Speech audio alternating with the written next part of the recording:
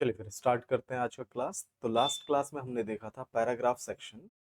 ये हमने paragraph section देख लिया था, पूरा नहीं देखा था, कुछ मैंने स्टार्ट किया था, कुछ पॉइंट्स मैंने बताए थे। आज भी हम इसी सेक्शन को देखेंगे थोड़े और डिटेल में, लेकिन उससे पहले इस सेक्शन को पढ़ने से पहले मैं आपको ये दूसरा सेक्शन जो कि है हमारा स्टाइल सेक्शन, ठीक है।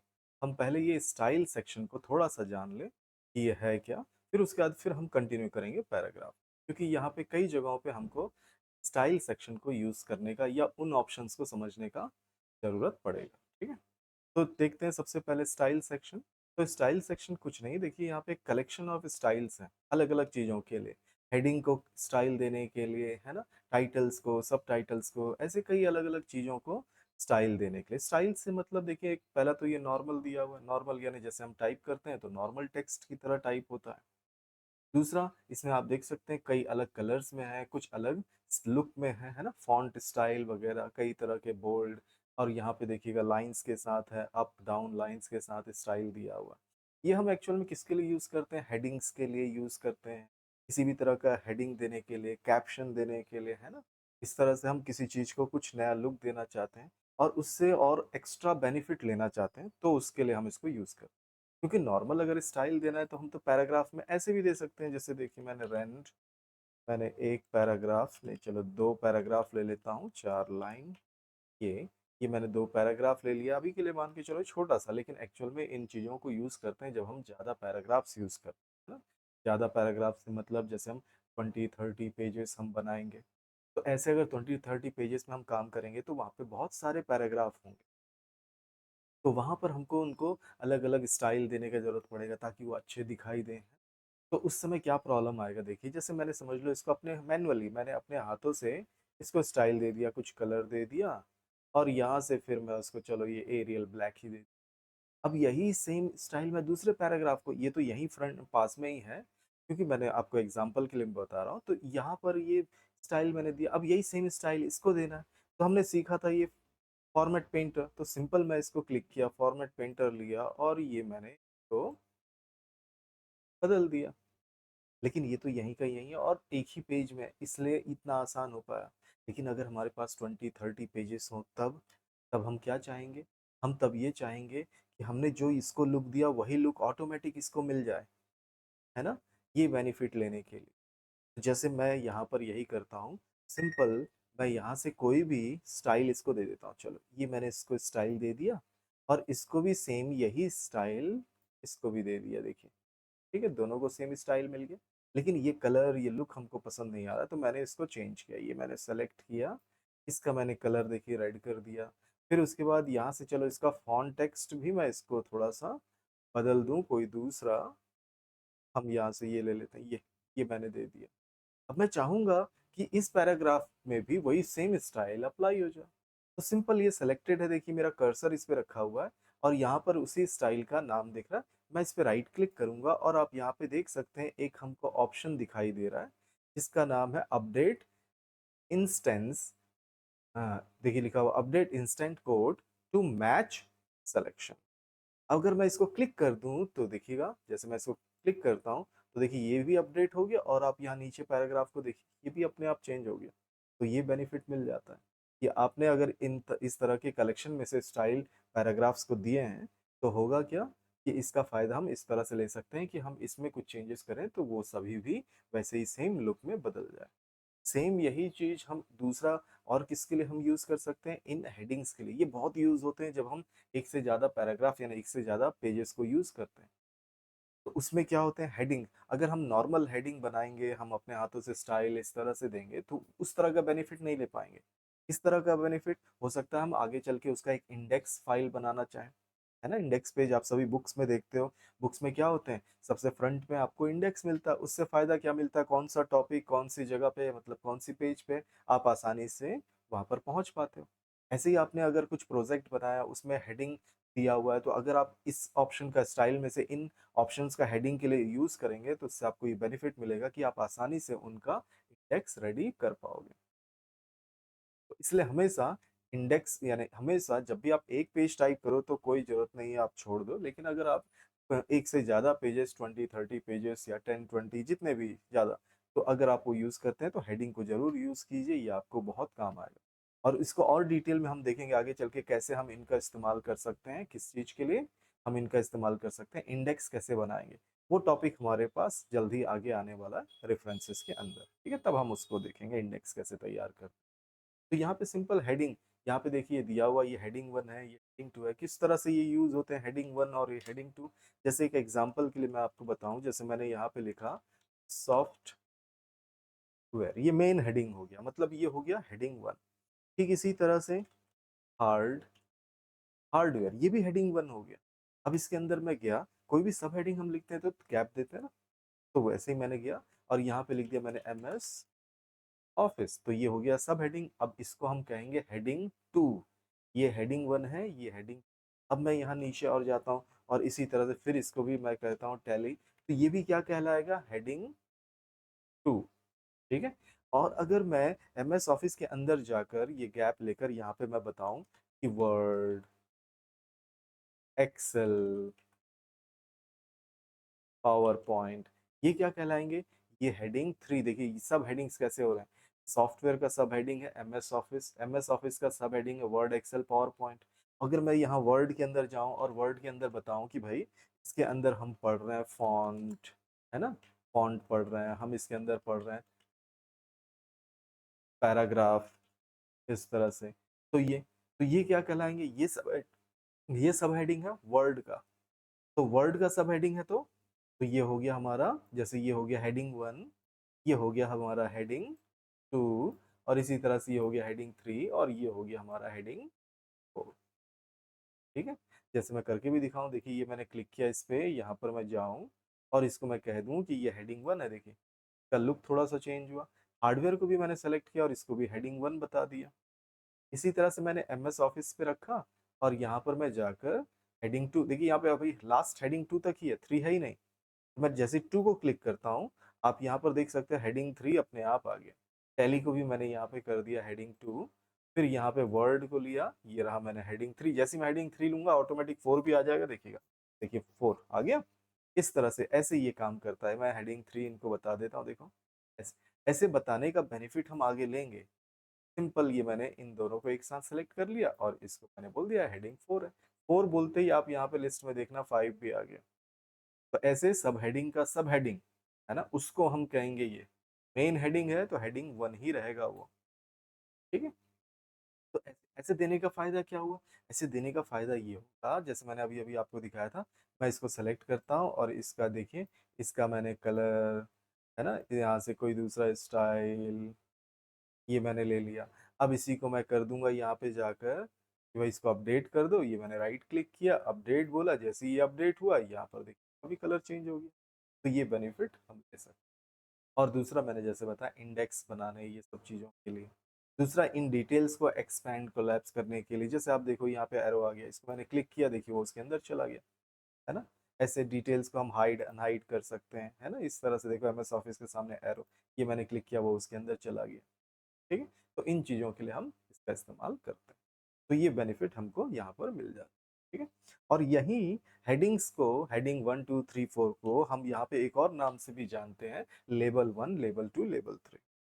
जैसे अगर आप कहेंगे हेडिंग 1, तो हेडिंग 1 को हम दूसरा क्या नाम है यहाँ पर, लेबल 1।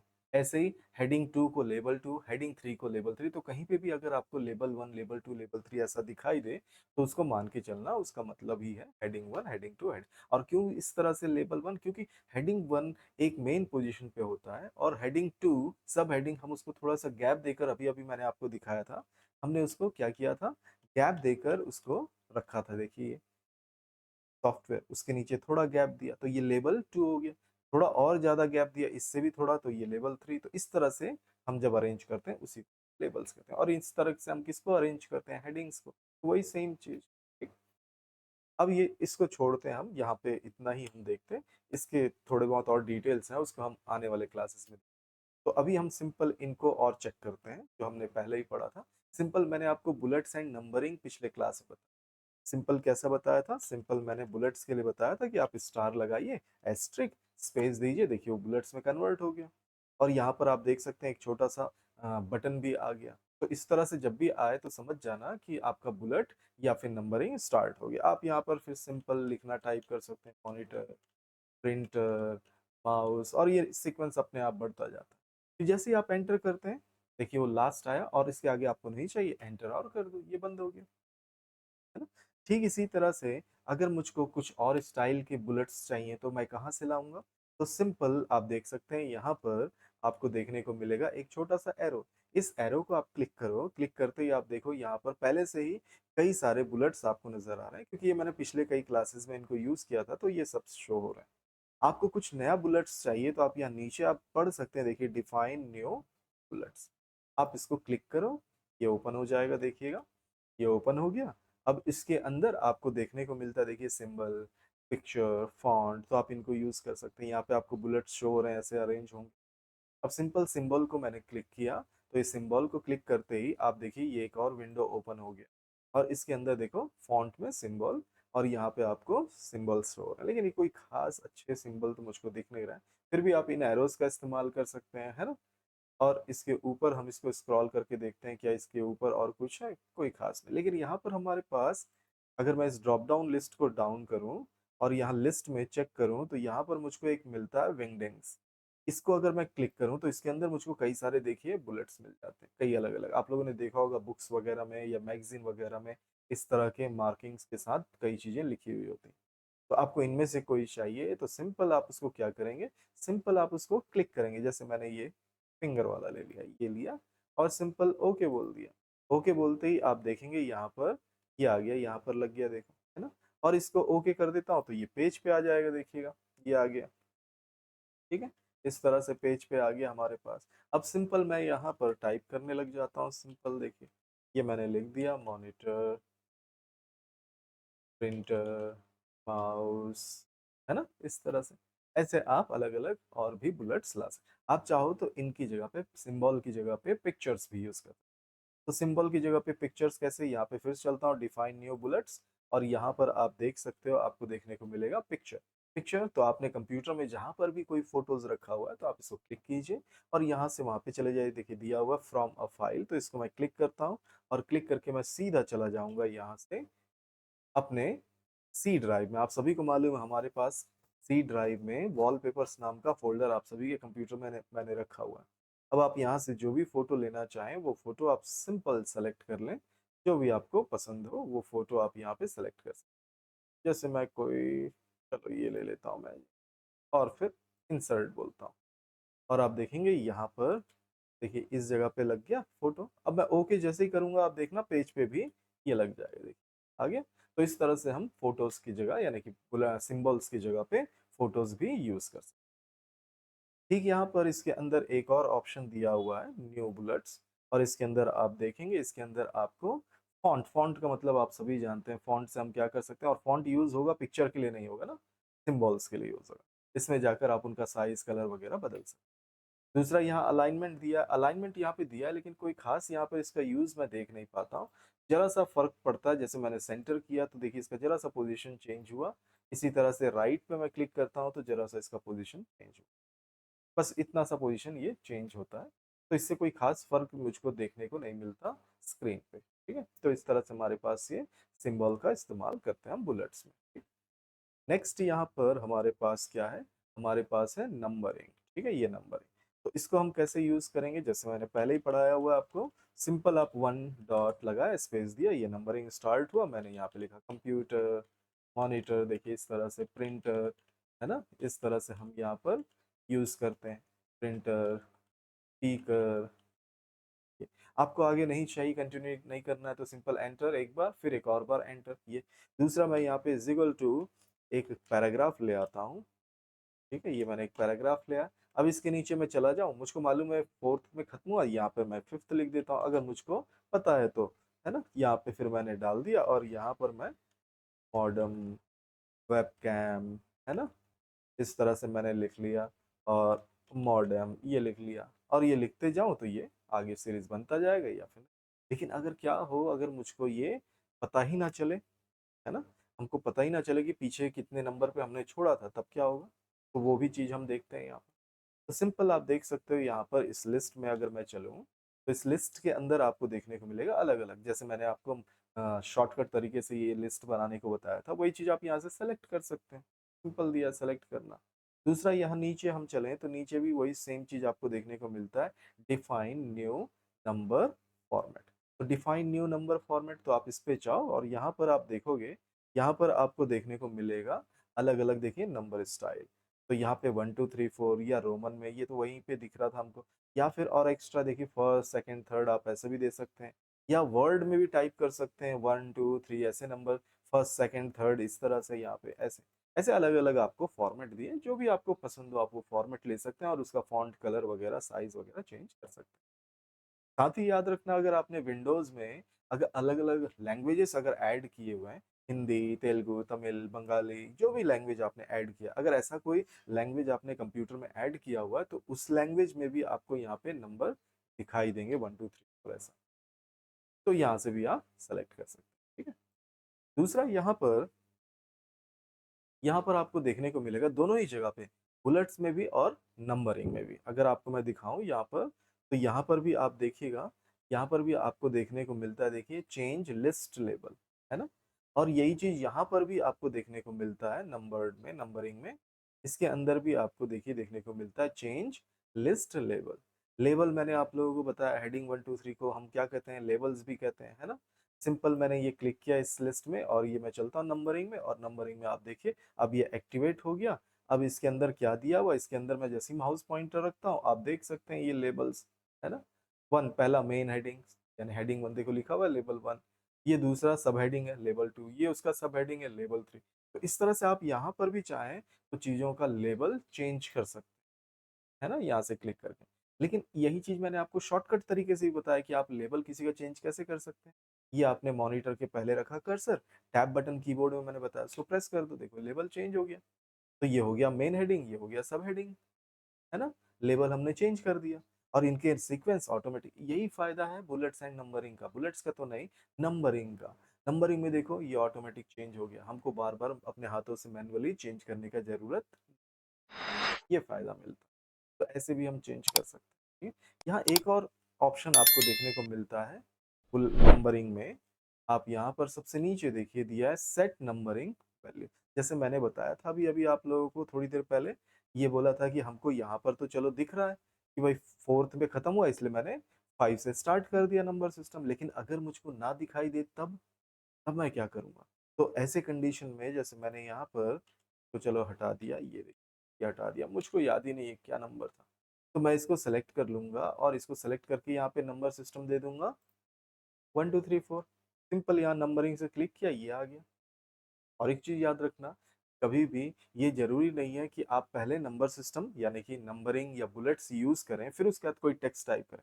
आप पहले टेक्स्ट टाइप करके फिर उसके बाद इनको उसके ऊपर अप्लाई भी कर सकते हैं, दोनों ही तरीके। तो ये 1 2 3 4 हो गया। अब मुझको चाहिए पुराना तरीका, यानी पुराने नंबर से आगे बढ़े ये सीक्वेंस में। तो इस पे राइट क्लिक करो और यहाँ पर आपको एक ऑप्शन देखने को मिल जाता है, देखिए कंटिन्यू नंबरिंग। अगर आप इसको क्लिक कर देंगे तो देखिए कंटिन्यू नंबरिंग हो गया। तो ऐसे आपको याद रखने का बिल्कुल जरूरत नहीं है कि अब हम वो फिर से वही चीज कैसे स्टार्ट करें। दूसरा, आप चाहें कि ये फिफ्थ से स्टार्ट हो रहा, नहीं फिफ्थ से नहीं, हमको बीच में कुछ छोड़ना है, 2 3 नंबर छोड़ने हैं, तो आप यहाँ पे सेट नंबरिंग वैल्यू, ये आप क्लिक कर दो। ये आप कर देते हैं क्लिक, आप देखेंगे यहाँ पर हमको ऑप्शन दिखाई देता है start new list. New list से मतलब तो आप सभी जानते हैं 1 2 3। दूसरा, continue from previous list, previous list से कंटिन्यू करो, जो कि हमारा 4 पे खत्म हुआ था। तो कहाँ से स्टार्ट होगा, ऑटोमेटिक यहाँ पे आ गया देखिए 5 से। लेकिन मैं नहीं चाहता 5 से, तो एडवांस वैल्यू स्किप नंबर्स बोल कर दिया, आप इसको टिक कर दो और यहाँ से नंबर आगे बढ़ा दो। जैसे मैंने यहाँ पे बढ़ा दिया, जैसे 8, यहाँ पे ये मॉडर्न कहाँ से स्टार्ट होना चाहिए, 8 से। ये मैंने करके ओके कर दिया। आप देखिए यहाँ 5 6 7 छूट गए और वो कहाँ से स्टार्ट हो गया, 8 से। तो इस तरह से भी हम क्या कर सकते हैं, कुछ नंबर्स को स्किप करके आगे दूसरे नंबर से स्टार्ट कर सकते हैं। तो ये भी हमको यहाँ पर वर्ड के अंदर मिला हुआ नंबर, नंबरिंग में, ठीक है। नेक्स्ट हमारे पास दिया हुआ है, आप देख सकते हैं मल्टी लेबल। मल्टी लेबल मैंने अभी अभी दिखाया। सिंपल, आप जैसे सॉफ्टवेयर हार्डवेयर, है ना, इस तरह से करते हैं। और यहाँ पे जाके मैंने बताया था टैब बटन दबाकर फिर क्या लिख दो, फिर जैसे मैंने लिख दिया MS Office, Word, Excel, PowerPoint, Tally, है ना, इस तरह से कंप्यूटर। चलो हार्डवेयर में भी जाके मैं लिख देता हूँ यहाँ पे, जैसे कि मैंने लिख दिया मॉनिटर, प्रिंटर, चलो इतना ही लिखते हैं। और यहाँ वर्ड के अंदर जाकर मैं फिर इसके अंदर लिख देता हूँ, चलो फॉन्ट, फिर इसके अंदर लिख देते हैं पैराग्राफ। ये अब मैं इनको सेलेक्ट कर लेता हूँ, है ना, ये मैंने सेलेक्ट कर लिया।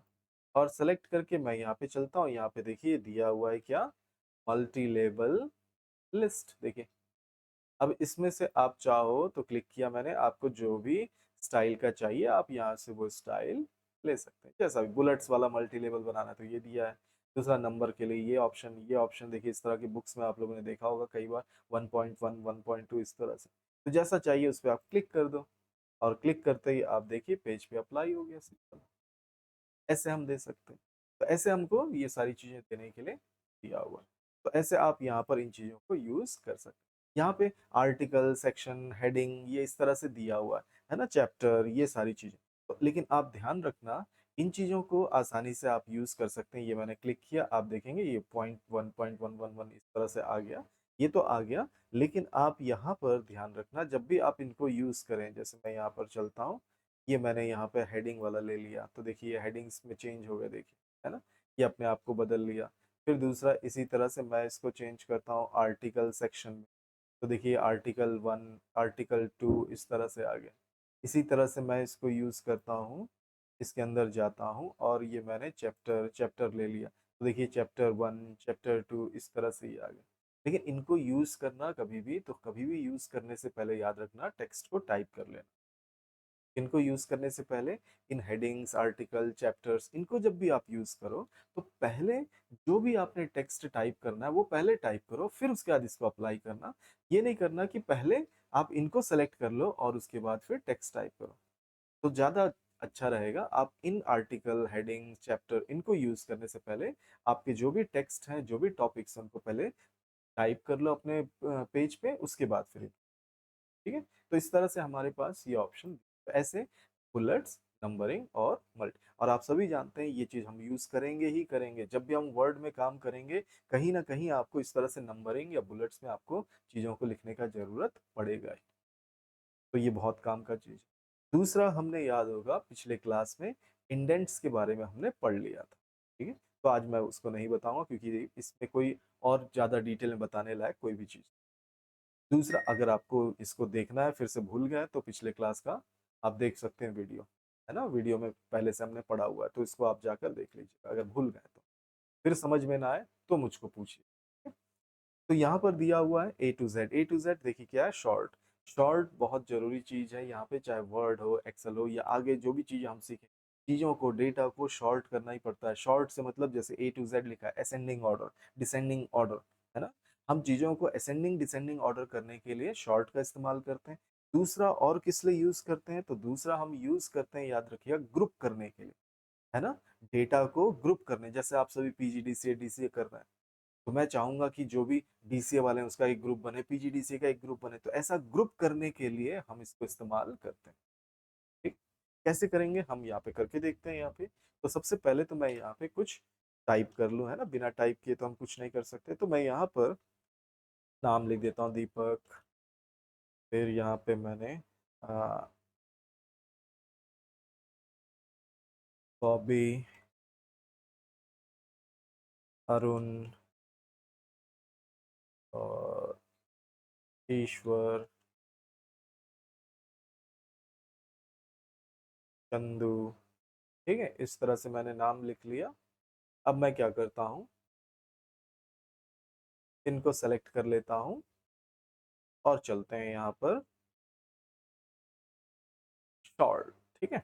ये मैंने शॉर्ट को क्लिक किया, क्लिक करते ही आप देखिएगा एक और विंडो ओपन हो गया, और इस विंडो में आप देख सकते हैं यहाँ पर क्या क्या ऑप्शन दिया। पहला शॉर्ट बाय, दूसरा सेक्शन दिया हुआ देखिए देन बाय, जैसे आप देखेंगे ये पहला सेक्शन शॉर्ट बाय का है, दूसरा हमारा देन बाय का, तीसरा भी हमारे पास एक और दे दिया है देन बाय।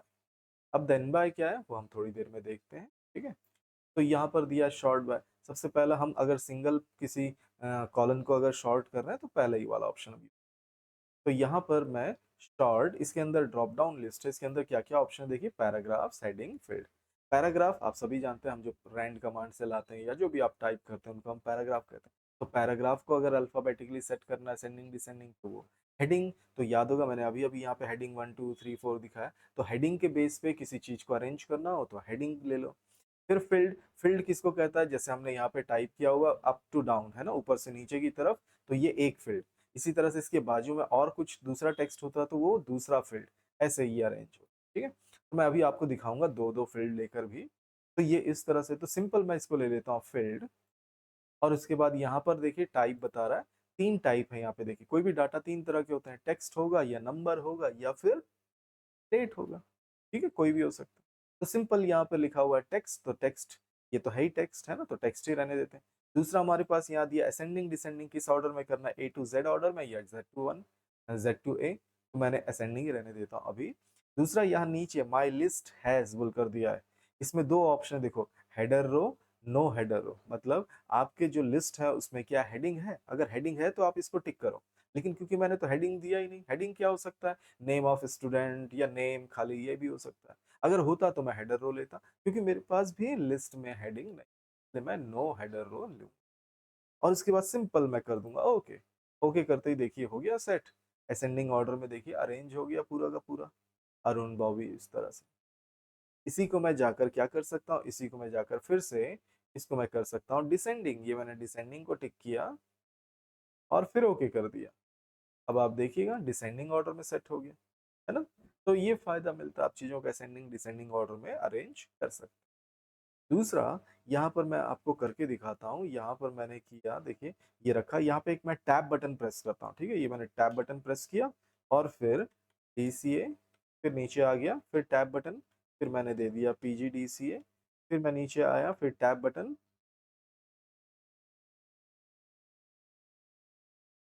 ये मैंने टैब बटन दिया। यहाँ पर गैप ज़्यादा नहीं आया, कोई बात नहीं, मैं बिना गैप के PGDCA, फिर यहाँ नीचे आता हूँ, यहाँ पे मैंने टैब बटन प्रेस किया, यहाँ पर भी मैंने DCA और यहाँ पर आकर मैं PGDCA, ठीक है। ये कुछ ज़्यादा हो गया, मैं यहाँ पर इसको चेंज कर देता हूँ, ठीक कर देता हूँ। ये PGDCA को DCA, ये हो गया हमारा PGDCA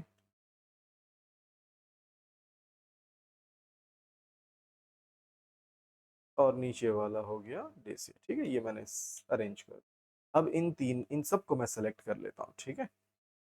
तो सिंपल इन सभी को मैं सेलेक्ट कर लेता हूँ और फिर से शॉर्ट पे चलता हूँ।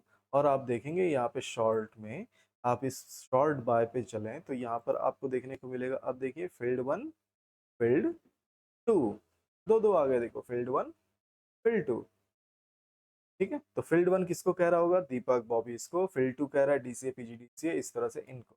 ये कैसे हो गया, तो इसको मैं दिखाऊं ये क्यों ऐसा अपने आप ले लेता है। तो यहाँ पे ऑप्शंस में चलें, तो ऑप्शंस के अंदर आपको देखने को मिलेगा, आप देख सकते हैं यहाँ पर लिखा हुआ है देखिए टैब्स, कॉमा, फिर अदर, है ना। तो मैंने क्योंकि इनके बीच में टैब लिया था तो इसलिए उसने उसको ऑटोमेटिक सेपरेट कर दिया। अगर मैं इनके बीच में कॉमा लगाया होता तो ये वाला टिक हो जाता और वो उनको सेपरेट कर लेता। लेकिन अगर इनके अलावा कोई और चीज लगाया होता, जैसे स्पेस बार देकर लिखा होता या कोई और सिंबल, तो मुझको यहाँ पर अदर्स में जाकर यहाँ पर उस चीज को बताना होता, ठीक है। तो इस चीज के, तो इसको मैं ऐसे ही रहने देता हूँ। अब यहाँ पर मैं यूज करके दिखाता हूँ आप लोगों को, शॉर्ट बाय और देन बाय, इन दोनों को कैसे यूज करेंगे।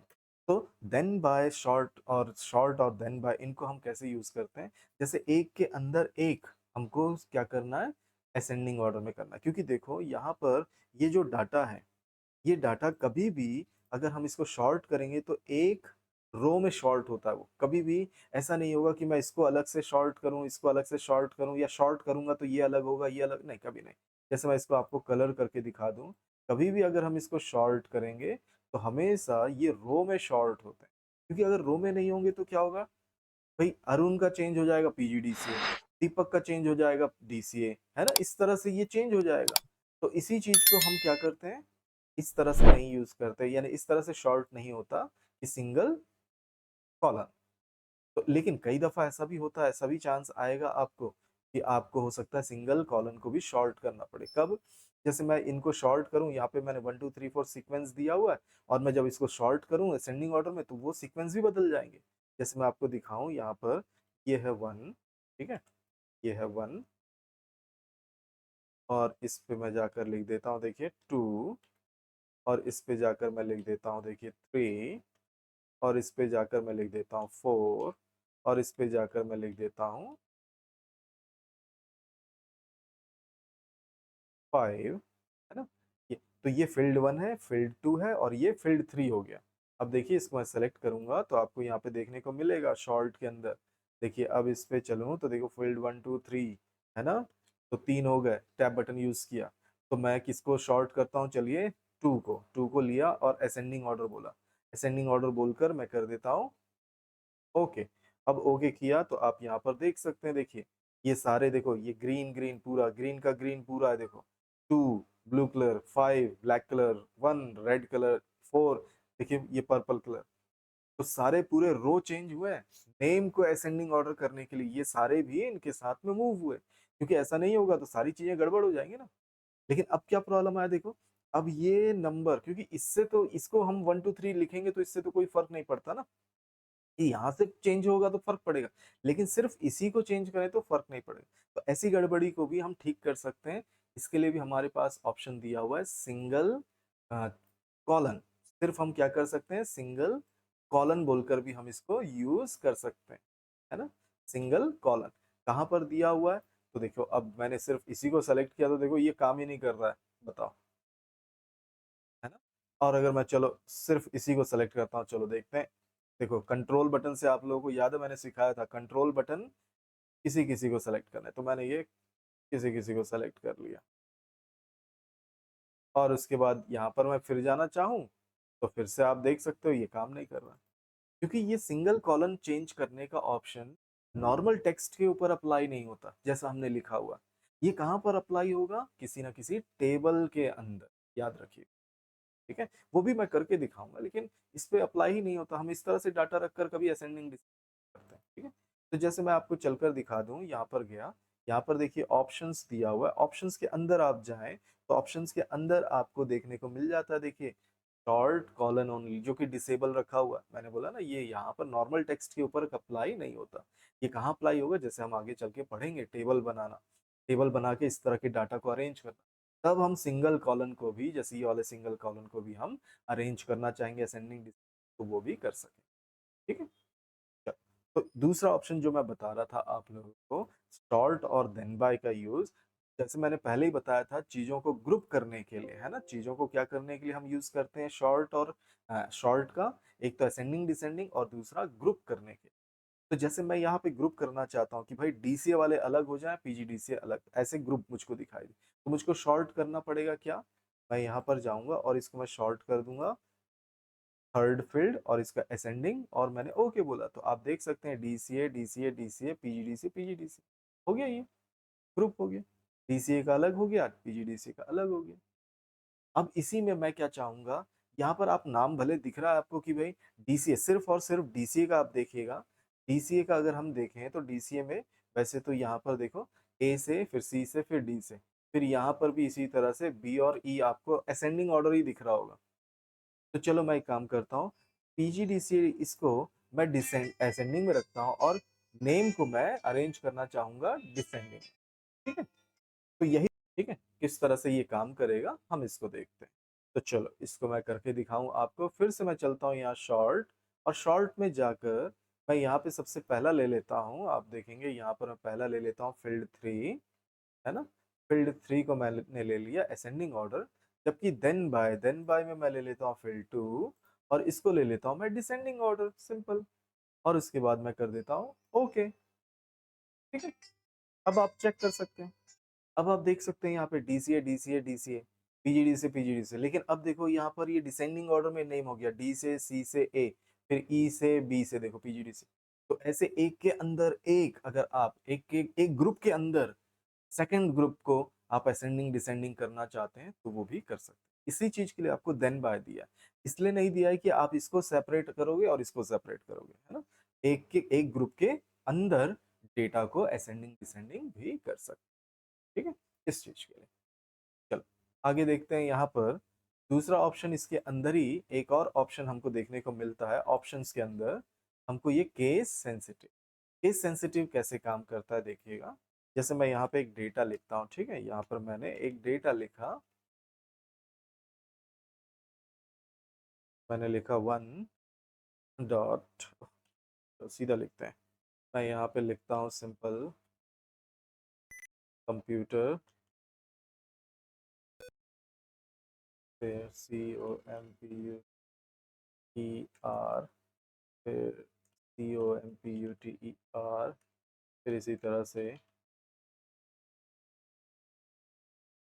ठीक है, और यहाँ पे मैंने कैपिटल में, और यहाँ पे मैंने पूरा स्मॉल ये लिख दिया।